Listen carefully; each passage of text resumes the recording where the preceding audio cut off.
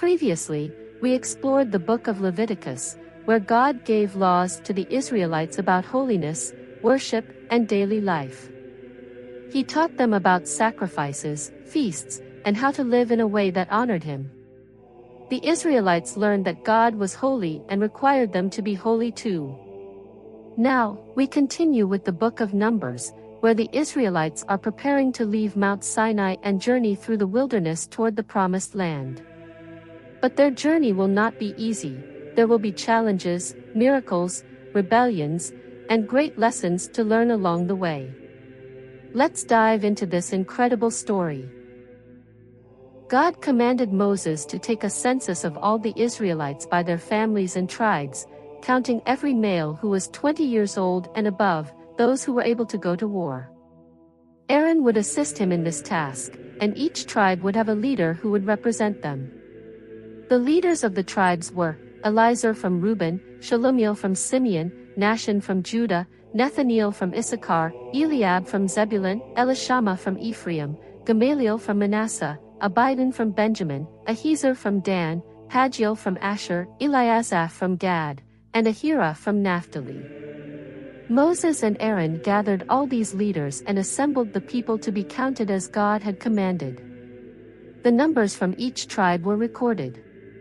In total, the number of Israelite men who were able to fight was 603,550. However, the Levites were not included in this count because God had assigned them a different role. The Lord instructed Moses not to number the Levites with the other tribes but to set them apart for the care of the tabernacle. They were to be responsible for carrying, assembling, and taking care of the tabernacle and its sacred objects. When the camp moved, the Levites would take it down, and when they set up camp, the Levites would put it back together. No outsider was allowed to come near the tabernacle, and anyone who did so would be put to death. The Israelites were to set up their tents according to their tribes, each by their own banner, but the Levites would camp around the tabernacle to protect it and prevent God's wrath from coming upon the people. The Israelites obeyed all the Lord's commands given to Moses and followed his instructions exactly. God spoke to Moses and Aaron, giving them instructions on how the Israelites should camp and move as they traveled through the wilderness.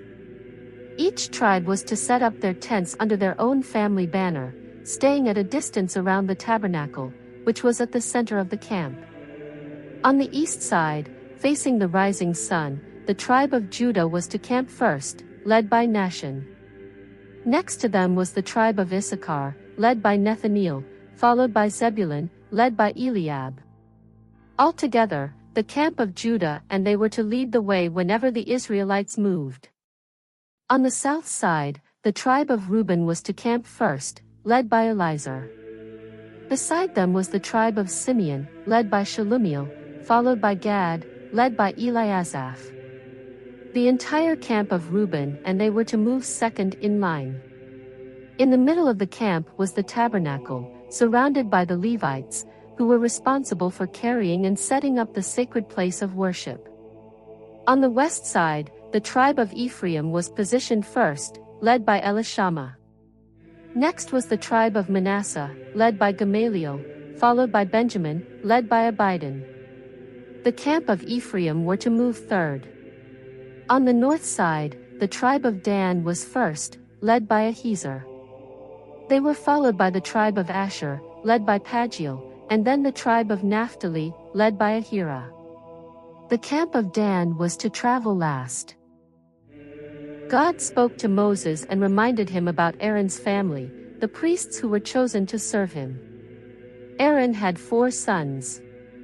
However, Nadab and Abihu died when they disobeyed God by offering unauthorized fire, and since they had no children, Eleazar and Ithamar continued serving as priests under their father Aaron. Then, God told Moses to bring the tribe of Levi forward because they were chosen to assist Aaron and his sons in taking care of the tabernacle. The Levites were responsible for the tabernacle's duties, ensuring that everything was in place and maintained. They were fully given to serve Aaron and his family, and no outsider was allowed to perform their tasks.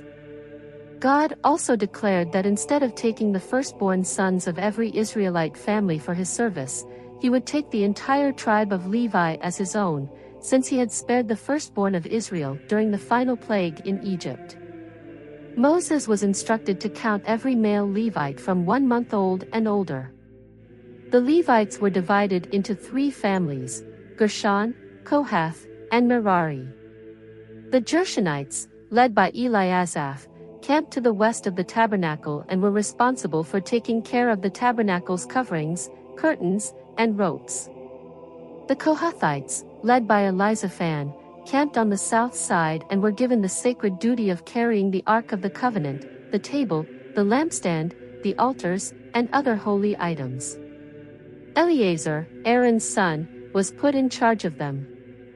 The Merarites, led by Zuriel, camped on the north side and took care of the structure of the tabernacle, including the frames, poles, bases, and other support elements. Moses, Aaron, and his sons camped in front of the tabernacle on the east side, serving as the spiritual leaders of Israel. Anyone unauthorized who tried to perform their duties would be put to death.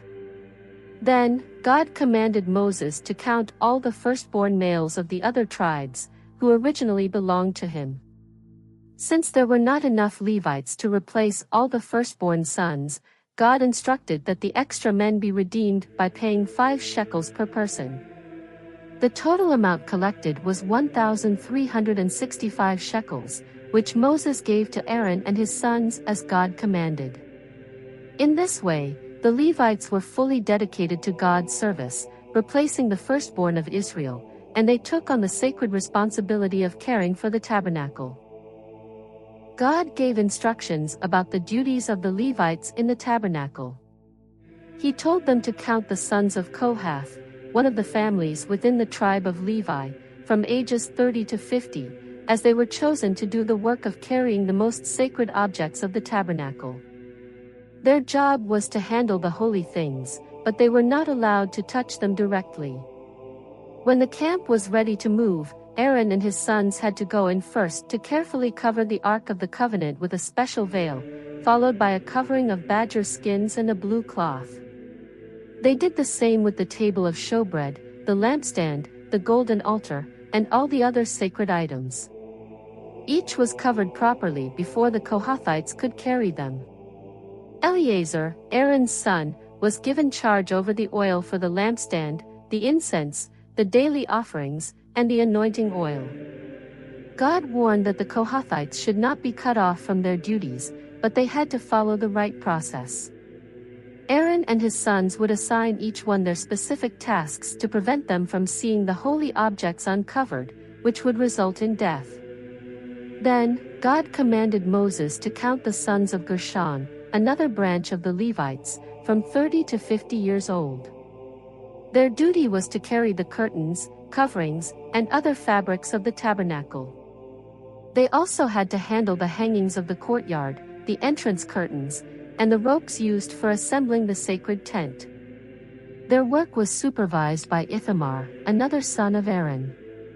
The final group, the sons of Merari, also between 30 and 50 years old, were responsible for the heavy structural parts of the tabernacle, such as the boards, bars, pillars, bases, pegs, and cords.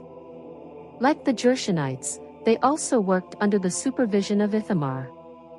Moses and Aaron followed God's command and counted all the Levites assigned to service. Altogether, there were 8,580 Levites counted for the work of transporting and maintaining the tabernacle. God told to maintain the purity and holiness of the camp. He commanded that anyone who had a contagious disease like leprosy, anyone with a bodily discharge, or anyone who had touched a dead body must be sent outside the camp so that the camp would remain clean since God's presence was among them. The Israelites obeyed and followed this command. Then, God gave laws regarding sins committed against others. If a man or woman committed a wrong against another person, they had to confess their sin and repay what they owed, adding an extra fifth of its value.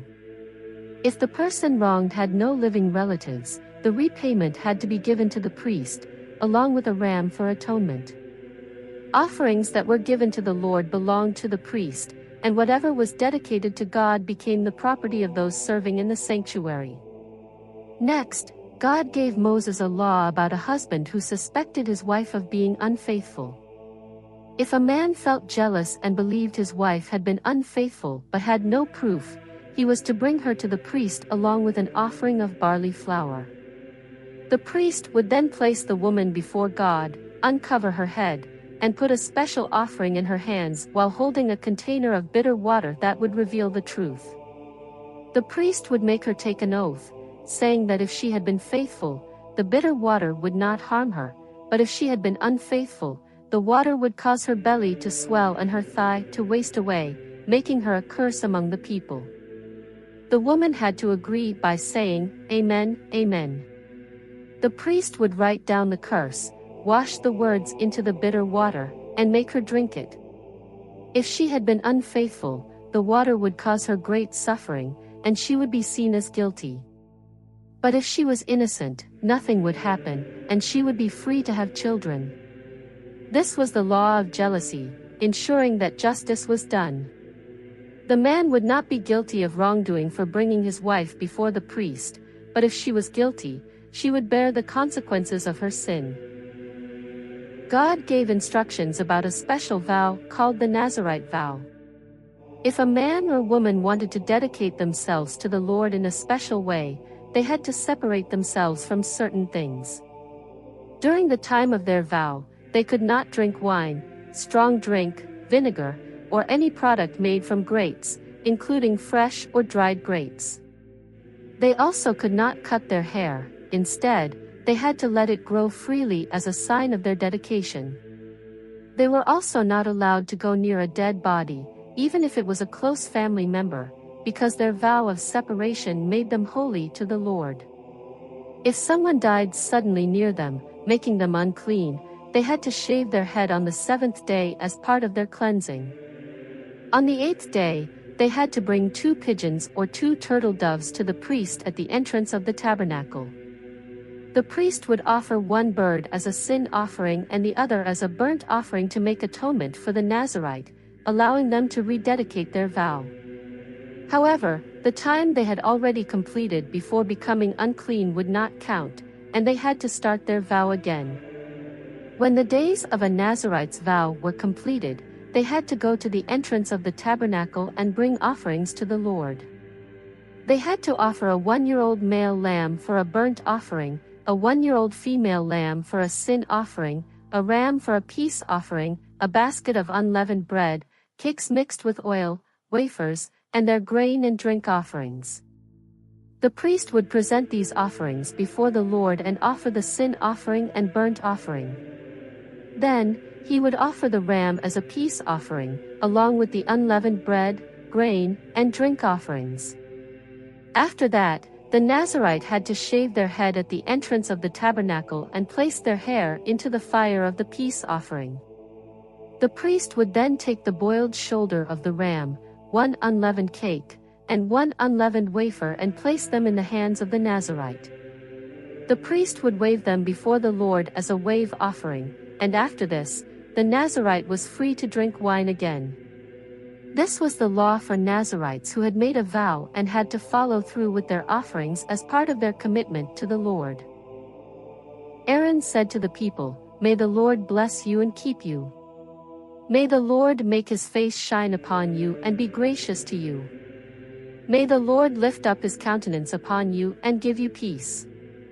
Through this blessing, God placed his name upon the children of Israel and promised to bless them. On the day Moses finished setting up the tabernacle, he anointed and sanctified it along with all its instruments, the altar, and its vessels. The leaders of Israel, who were the heads of the tribes, came forward with their offerings. They brought 6 covered wagons and 12 oxen, 1 ox for each leader and 1 wagon for every 2 leaders.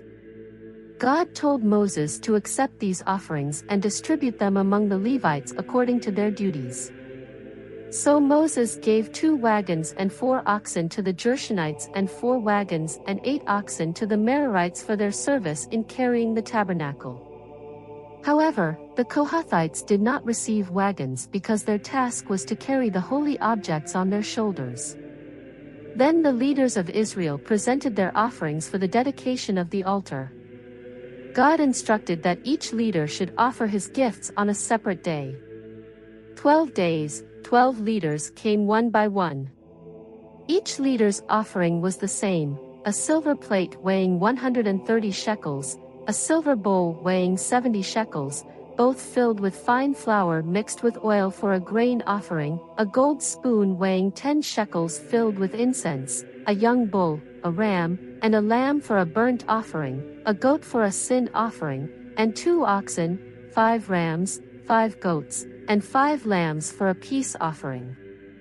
In total, for the dedication of the altar, they offered 12 silver plates, 12 silver bowls, and 12 golden spoons filled with incense. The combined weight of the silver vessels was 2,400 shekels, and the gold spoons weighed 120 shekels. They also offered 12 bulls, 12 rams, 12 lambs with their grain offerings, and 12 goats for sin offerings. Additionally, there were 24 bulls, 60 rams, 60 goats, and 60 lambs for the peace offerings. This was the dedication offering for the altar after it was anointed.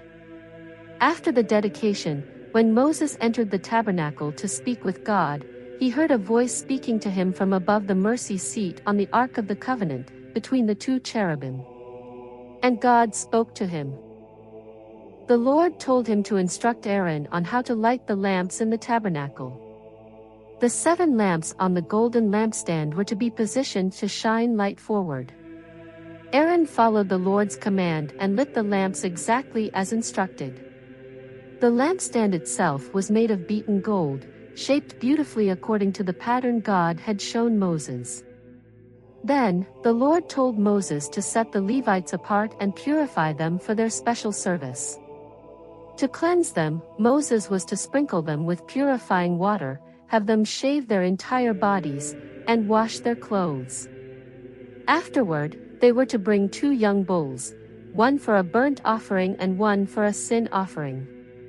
Moses then gathered the entire assembly of Israel and presented the Levites before the Lord. The Israelites laid their hands on the Levites, symbolizing their dedication to God's service. Aaron then offered the Levites as a special offering to the Lord, setting them apart for their duties in the tabernacle. The Levites themselves laid their hands on the heads of the 2 bulls, which were then sacrificed, one as a sin offering and the other as a burnt offering, to make atonement for them. After this, the Levites officially became God's special servants, replacing the firstborn males of Israel, whom God had originally claimed as his own. God gave the Levites as a gift to Aaron and his sons, to help them serve in the tabernacle and ensure that no plague would come upon the Israelites when they approached the sanctuary. Moses, Aaron, and the entire congregation did everything exactly as the Lord had commanded. The Levites purified themselves, washed their clothes, and were presented before the Lord. Aaron made atonement for them, and they began their service in the tabernacle under Aaron's direction, following all of God's instructions. The Lord then told Moses about the Levites' period of service. They would begin working in the tabernacle at the age of 25 and continue until they turned 50.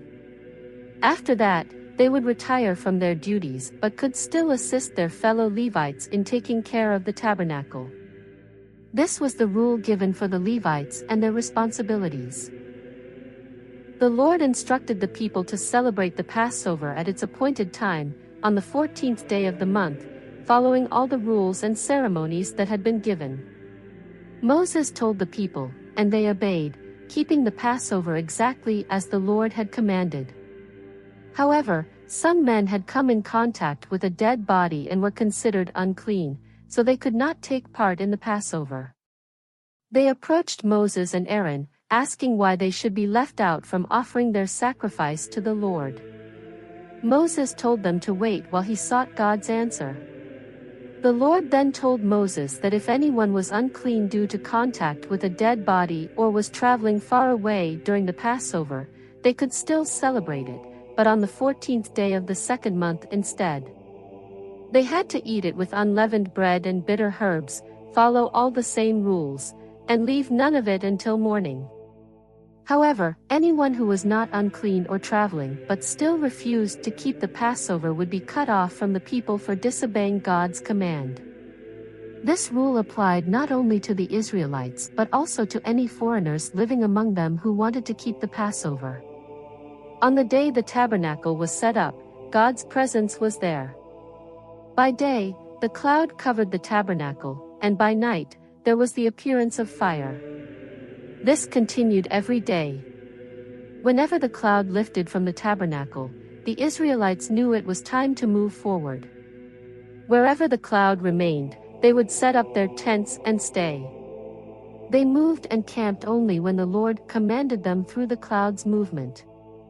Sometimes, the cloud stayed over the tabernacle for a long time, so the people remained in their camp and did not travel. Other times, the cloud stayed only for a few days, and as soon as it lifted, they would pack up and move.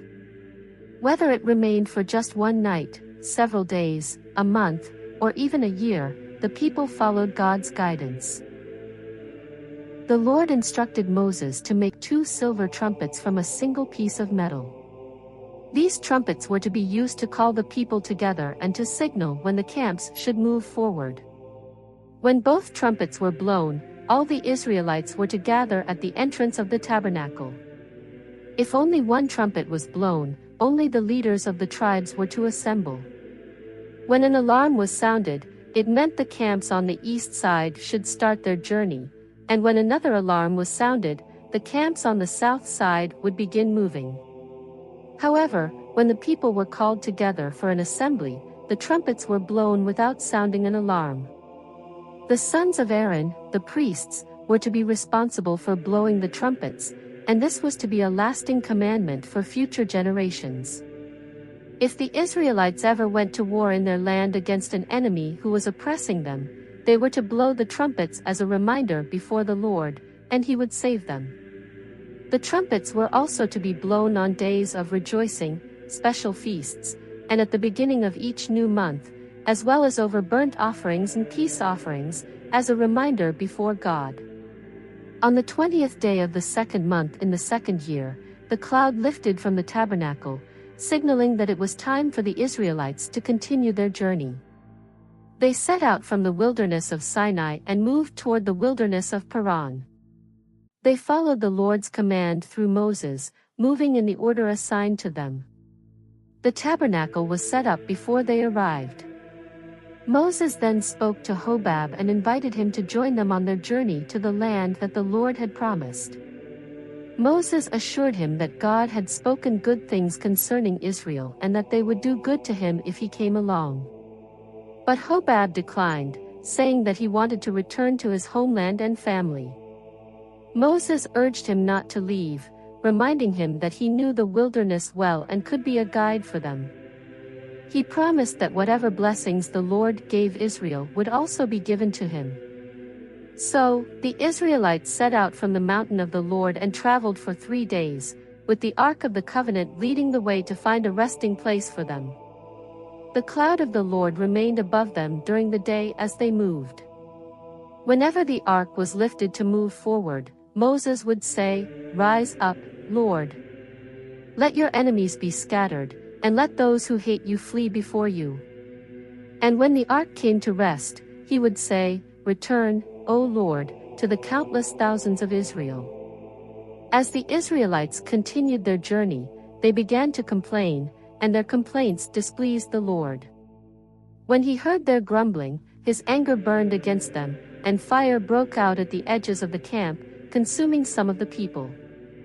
In fear, the people cried out to Moses, and he prayed to the Lord.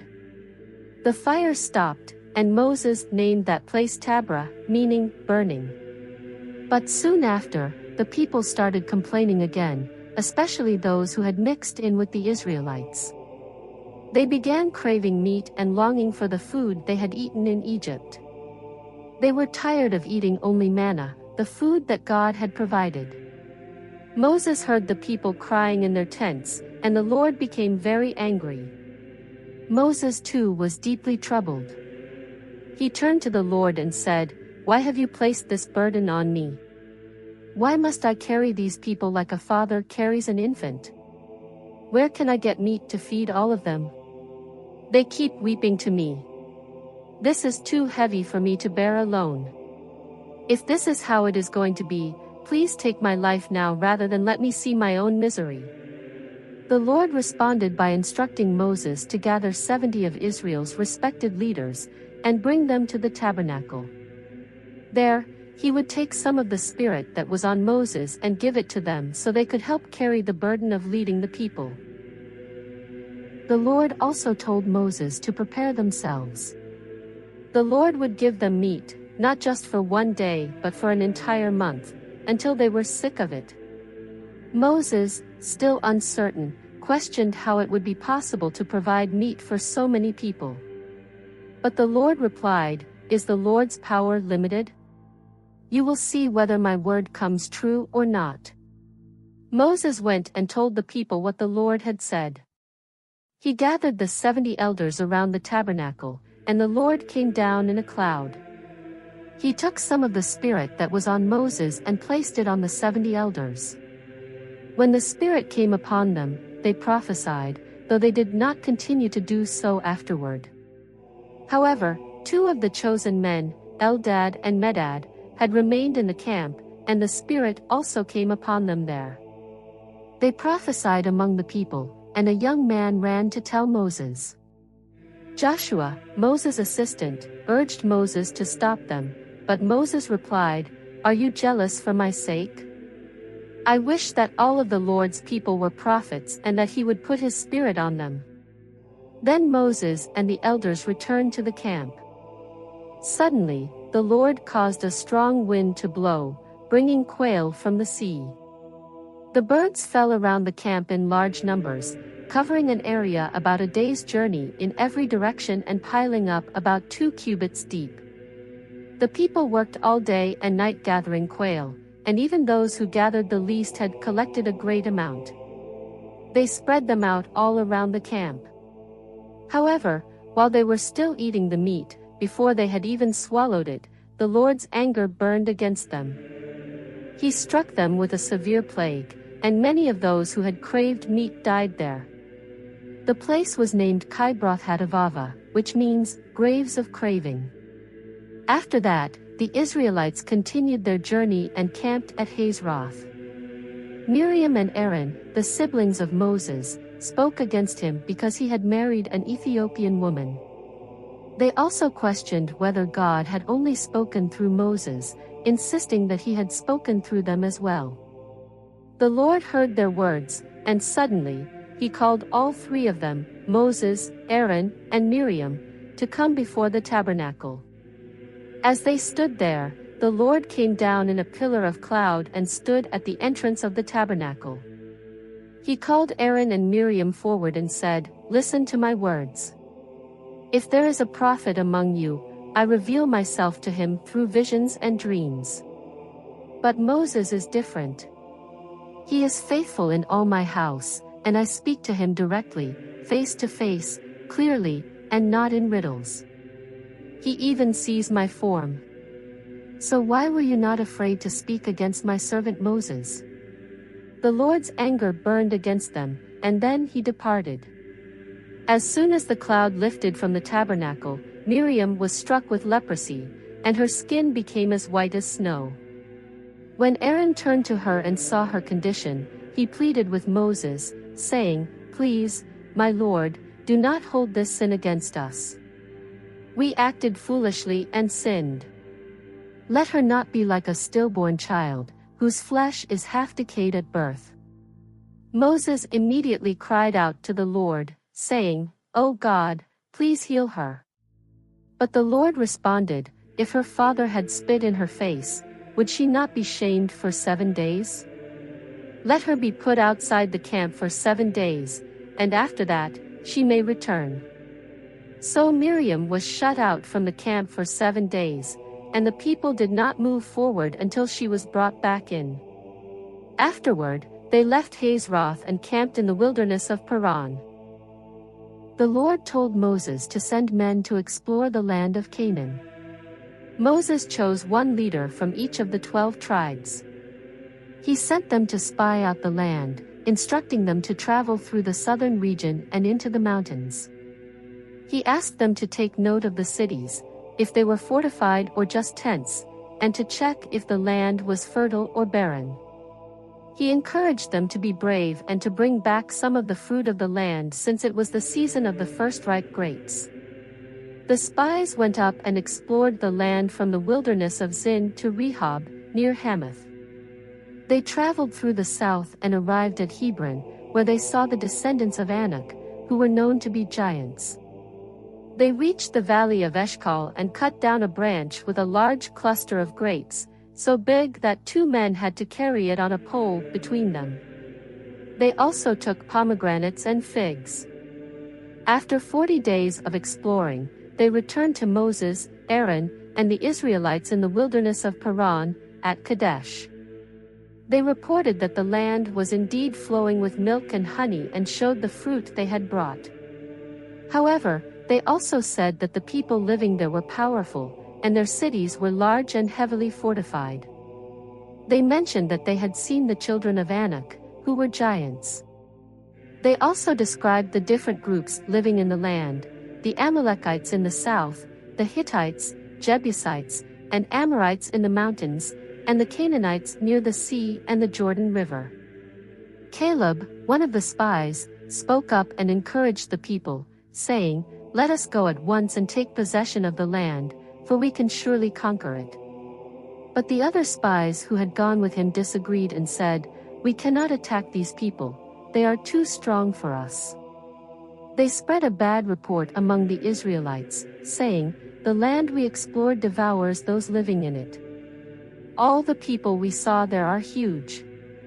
We even saw the giants, the sons of Anak, and compared to them, we were like grasshoppers in our own eyes, and the same in theirs." The people of Israel were deeply troubled after hearing the spies' report, and they cried out loudly, weeping through the night. They began to complain against Moses and Aaron, saying that it would have been better if they had died in Egypt or even in the wilderness rather than face destruction in the land of Canaan. They feared that their wives and children would be captured by the enemy, and in their frustration, they talked about choosing a new leader to take them back to Egypt. Seeing this, Moses and Aaron fell on their faces before the whole congregation. Joshua and Caleb, the 2 spies who had given a faithful report, tore their clothes in grief and spoke to the people, reminding them that the land they had explored was a good land. They encouraged the Israelites, saying that if the Lord was pleased with them, he would give them the land, a land flowing with milk and honey. They urged the people not to rebel against the Lord or fear the inhabitants of the land, assuring them that God was with them and that their enemies had no protection. However, the people refused to listen and even talked about stoning Joshua and Caleb. At that moment, the glory of the Lord appeared at the tabernacle before all the Israelites. Then the Lord spoke to Moses in anger, asking how long the people would continue to doubt him despite all the miraculous signs he had shown them. He declared that he would strike them with a plague and disinherit them, making a greater and stronger nation from Moses. But Moses pleaded with the Lord, saying that if he destroyed the Israelites, the Egyptians and other nations would hear of it and say that God was not able to bring his people into the land he had promised, so he destroyed them instead. Moses reminded the Lord of his own words, that he is slow to anger, full of mercy, forgiving iniquity but not leaving the guilty unpunished. He asked God to forgive the people, just as he had done many times since they left Egypt. The Lord responded to Moses, saying that he had forgiven them, but because they had repeatedly tested him and refused to believe, they would not enter the promised land. None of those who had witnessed his miracles in Egypt and the wilderness, and still doubted him would see the land, except Caleb, who had a different spirit and followed the Lord fully. The Israelites were commanded to turn back toward the wilderness, rather than proceed into Canaan. Then the Lord told that he had heard the constant complaints of the people and would do as they had spoken. Since they had said they would rather die in the wilderness, their bodies would indeed fall there. All those 20 years old and above, who had murmured against God, would not enter the land, except for Caleb and Joshua. Instead, their children, whom they feared would be captured, would enter the land and experience what their parents had rejected. But the current generation would wander in the wilderness for 40 years, 1 year for each day the spies had explored the land, until they had perished. The Lord declared that he would carry out his judgment on this wicked generation. The 10 spies who had given the bad report and caused the people to rebel were struck with a plague and died, but Joshua and Caleb remained alive. When Moses told the people about God's judgment, they mourned greatly. The next morning, in an attempt to make things right, they decided to go up to the land, saying that they would now obey God's command. But Moses warned them that they were disobeying again because the Lord was not with them. He told them not to go, or they would be defeated by their enemies, as they had turned away from the Lord. But they ignored Moses and went up anyway, without the Ark of the Covenant or Moses. As a result, the Amalekites and Canaanites who lived in that region attacked them, chased them down, and defeated them, driving them all the way back to Hormah. The Lord instructed Moses to tell the Israelites that when they entered the land he was giving them and made offerings by fire, whether as burnt offerings, sacrifices to fulfill a vow, freewill offerings, or offerings during special feasts, they were to present these offerings with specific additional offerings. If someone offered a lamb, they had to bring a grain offering of fine flour mixed with oil and a drink offering of wine. For a ram, they had to bring a larger portion of flour, oil, and wine. For a bull, the offering was even greater, with more flour, oil, and wine.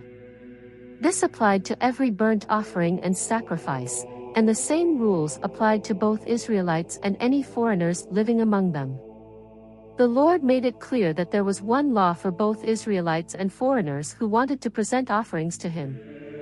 When they entered the land and ate from its produce, they had to offer a portion of their first dough as an offering to the Lord, just as they did with the first fruits from the harvest. This rule was to continue for all generations. The Lord also spoke about unintentional sins. If the entire congregation unknowingly failed to keep a commandment, they had to offer a young bull as a burnt offering and a goat for a sin offering. The priest would make atonement for them, and their sin would be forgiven. If an individual sinned unknowingly, they had to offer a female goat for atonement, and the same rule applied to both Israelites and foreigners. However, if someone sinned deliberately and acted defiantly against God's commands, they were to be cut off from the people because they had shown contempt for the Lord's word and broken his commandment. Their guilt would remain upon them.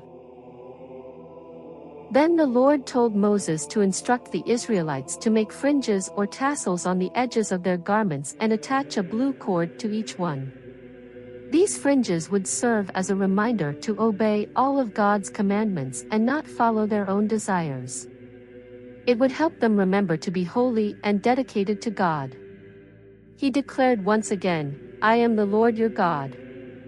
One day, Korah, a man from the Levite tribe, along with Dathan, Abiram, and On from the tribe of Reuben, gathered 250 well-known leaders of Israel and stood up against Moses and Aaron. They accused Moses and Aaron of taking too much authority, claiming that the entire congregation was holy and that God was with all of them, so there was no reason for Moses and Aaron to place themselves above the rest.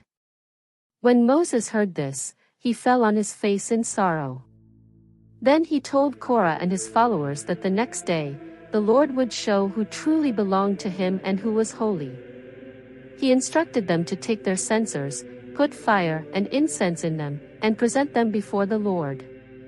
Moses reminded the Levites that they were already set apart by God to serve in the tabernacle, yet they were now seeking the priesthood as well. By doing this, they were not rebelling against Moses and Aaron, but against God himself. Moses then called for Dathan and Abiram, but they refused to come. They accused Moses of leading them out of Egypt, which they called a land of milk and honey, only to bring them into the wilderness to die. They claimed that Moses had not fulfilled his promise of bringing them into a good land and accused him of trying to rule over them. Moses was very angry and asked the Lord not to accept their offering, declaring that he had never wronged them or taken anything from them. The next day, Korah and his followers stood at the entrance of the tabernacle with their censers, and the glory of the Lord appeared to the whole congregation. The Lord told Moses and Aaron to separate themselves from the people because he was about to destroy them all. But Moses and Aaron pleaded with God, asking if the whole congregation should suffer for one man's sin. Then the Lord told Moses to warn the people to move away from the tents of Korah, Dathan, and Abiram. Moses went to their tents, and the elders of Israel followed him. He told the people to stay away from these men and not to touch anything that belonged to them so they wouldn't be destroyed along with them. The people moved away, and Dathan and Abiram stood at the entrance of their tents with their families. Moses then declared that if these men died a natural death, it would mean that the Lord had not sent him. But if the earth opened up and swallowed them alive, it would be a sign that they had provoked the Lord. As soon as Moses finished speaking, the ground split open beneath them, swallowing Korah, Dathan, Abiram, their families, and all their possessions. The earth closed over them, and they disappeared. The Israelites who witnessed this were terrified and ran away, fearing they too would be swallowed. Then fire came from the Lord and consumed the 250 men who had offered incense. The Lord told Moses to have Eleazar, the son of Aaron, collect the censers from the fire and scatter the burning coals. The censers, since they had been offered before the Lord, were considered holy. Eleazar hammered them into a covering for the altar, as a warning that only the descendants of Aaron could offer incense before the Lord. The next day, however, the entire congregation turned against Moses and Aaron, blaming them for killing the Lord's people. As the people gathered against them, they looked toward the tabernacle, and the glory of the Lord appeared. The Lord told Moses to step away from the congregation so he could destroy them immediately, but Moses and Aaron fell on their faces in prayer. Moses quickly told Aaron to take a censer, fill it with fire from the altar, and put incense on it to make atonement for the people because a plague had already begun among them. Aaron ran into the midst of the congregation, standing between the living and the dead, and the plague stopped.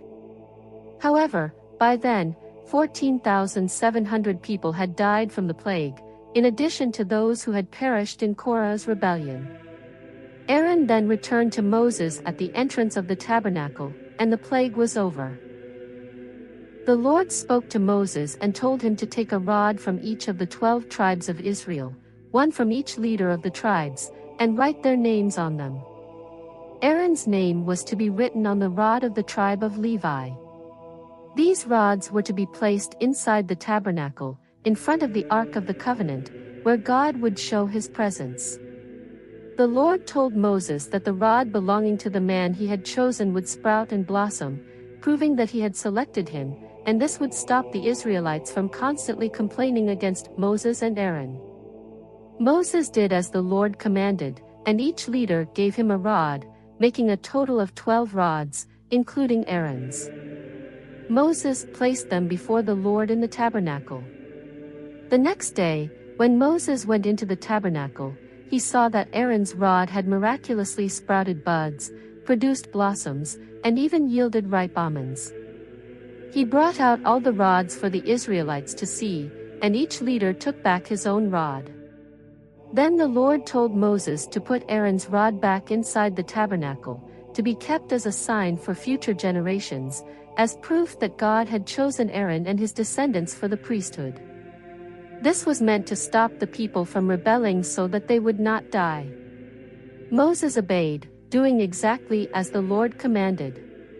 But the Israelites, realizing the seriousness of their complaints, became fearful and cried out to Moses, saying that they were all going to perish. They were terrified that anyone who approached the tabernacle would die and wondered if they would all be completely destroyed. The Lord spoke to Aaron and told him that he and his sons would be responsible for the sacred duties of the sanctuary and the priesthood. The rest of the Levites were to assist them but were not allowed to handle the holy objects or approach the altar, otherwise, they would die. The Lord also told Aaron that he and his sons would receive a portion of the offerings brought by the Israelites. These included the most holy offerings, such as grain offerings, sin offerings, and guilt offerings, which they could eat in the holy place. They would also receive a share of the wave offerings, the best of the oil, wine, and wheat, as well as the first fruits of the harvest. Anything that was dedicated to the Lord would belong to them, and they could eat these things as long as they were ritually clean. God commanded that all firstborn males, both human and animal, belong to him. However, human firstborns and unclean animals had to be redeemed by paying a set amount of silver. But the firstborn of cows, sheep, and goats were considered holy and had to be sacrificed, with their blood sprinkled on the altar and their fat burned as an offering to the Lord. The meat of these sacrifices was given to Aaron and his sons to eat. This arrangement was a permanent covenant, symbolized by a covenant of salt, meaning it was unbreakable. However, the priests and Levites were not given land like the other tribes of Israel. Instead, the Lord himself was their inheritance, and their provision would come from the tithes given by the Israelites. God explained that the Levites would receive a tenth of all Israel's produce as their inheritance in return for their service at the tabernacle. The Israelites were not allowed to enter the tabernacle themselves, or they would bear the consequences of their sins and die. Only the Levites were allowed to serve, but they would carry the responsibility for any mistakes made in their duties. The tithes that the Israelites gave to the Lord would be given to the Levites, and in return, the Levites were required to give a tenth of what they received as an offering to the Lord. This portion would then be given to Aaron and his descendants. God instructed them to always give the best portion of what they received as an offering. This was their reward for their service in the tabernacle, and they were allowed to eat their share anywhere. As long as they gave the best portion to the Lord, they would not be guilty of sin. However, if they failed to treat the holy offerings properly, they would be held accountable. The Lord gave instructions about a special ritual using a red heifer. This heifer had to be completely without blemish, with no defects, and must have never been used for work. The people were to bring the heifer to Eleazar the priest, who would take it outside the camp and have it slaughtered in his presence. Eleazar would then dip his finger in its blood and sprinkle it 7 times in front of the tabernacle. After that, the entire heifer, including its skin, flesh, blood, and even its waist, was to be burned. As it burned, the priest would throw cedar wood, hyssop, and scarlet material into the fire. Once the burning was complete, the priest had to wash his clothes, bathe himself, and remain unclean until evening. The person who burned the heifer also had to wash his clothes and bathe, and he too would be unclean until evening. Then, someone who was clean would collect the ashes of the heifer and store them outside the camp in a pure place. These ashes were to be mixed with water for purification and used in cleansing rituals.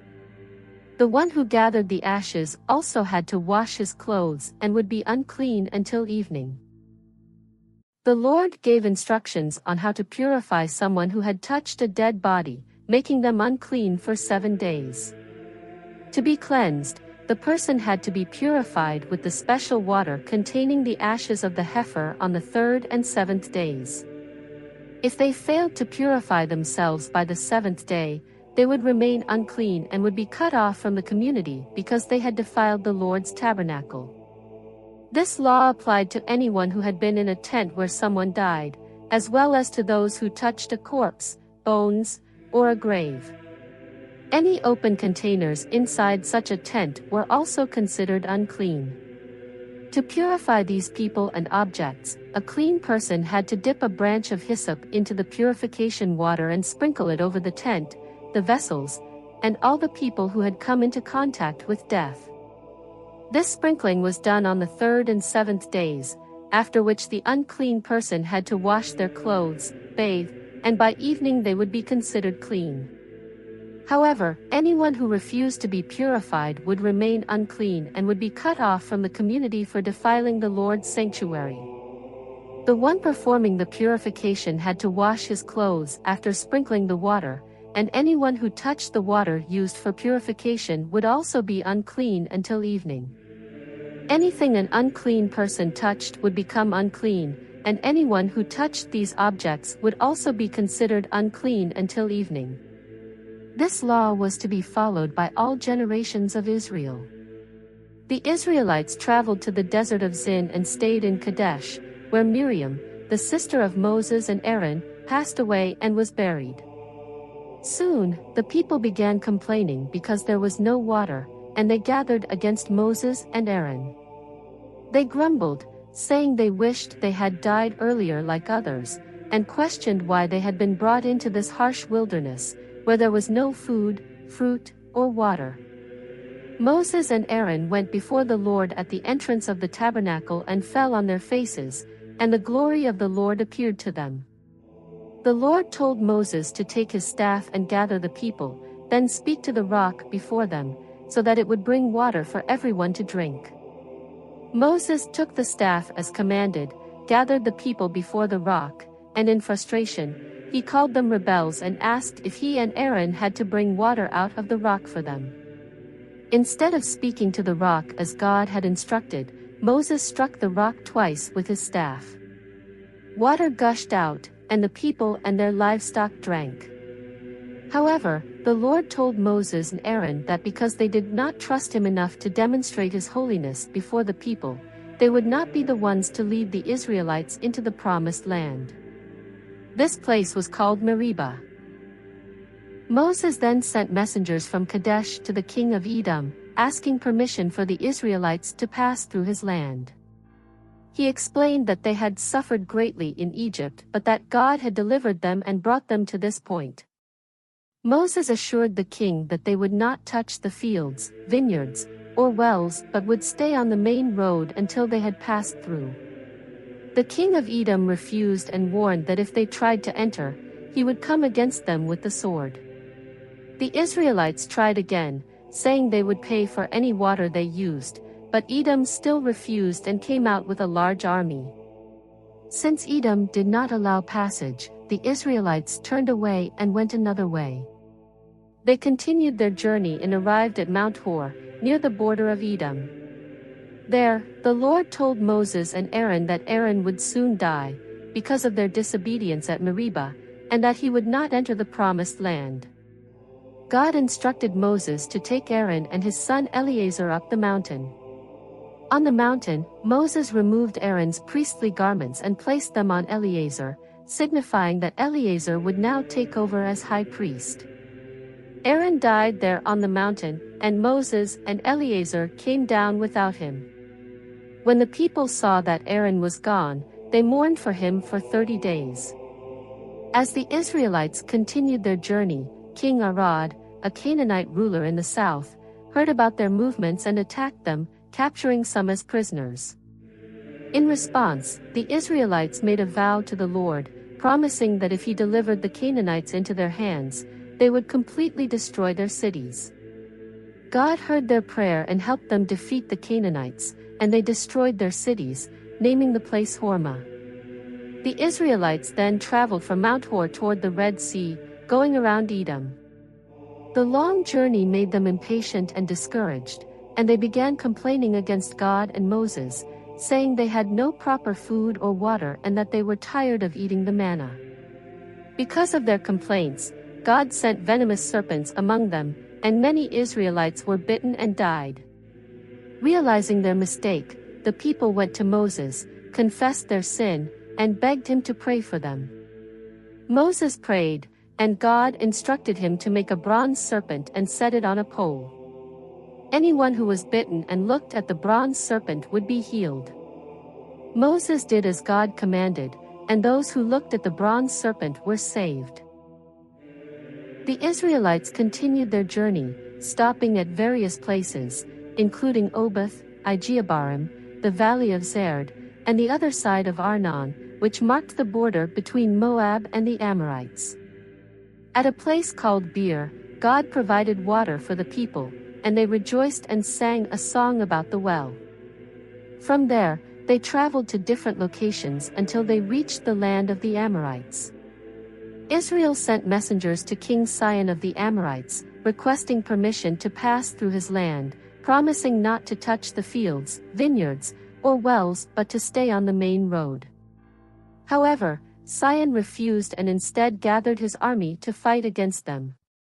The Israelites fought back, defeated him, and took possession of his land from the Arnon River to the Jabbok River.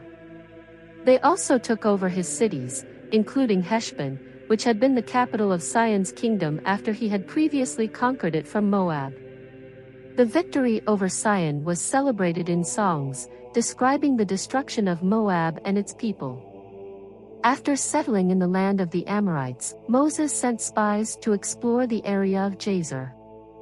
The Israelites conquered the villages there and drove out the Amorites. They then turned toward Bashan, where King Og and his army came out to fight them at Edrei. The Lord reassured Moses not to fear because he had already given Og and his land into their hands. The Israelites fought and completely defeated Og, killing him, his sons, and his entire army, leaving no survivors. They took possession of his land as well, continuing their conquest under God's guidance. The journey through the wilderness was filled with tests, miracles, and lessons in faith. The Israelites learned that trusting God and obeying His commands was the only way to receive His blessings. But their journey was not over yet. In the next video, we will continue with their adventure as they get closer to the Promised Land. If you enjoyed this video, make sure to like, share, and subscribe so you don't miss the next episode.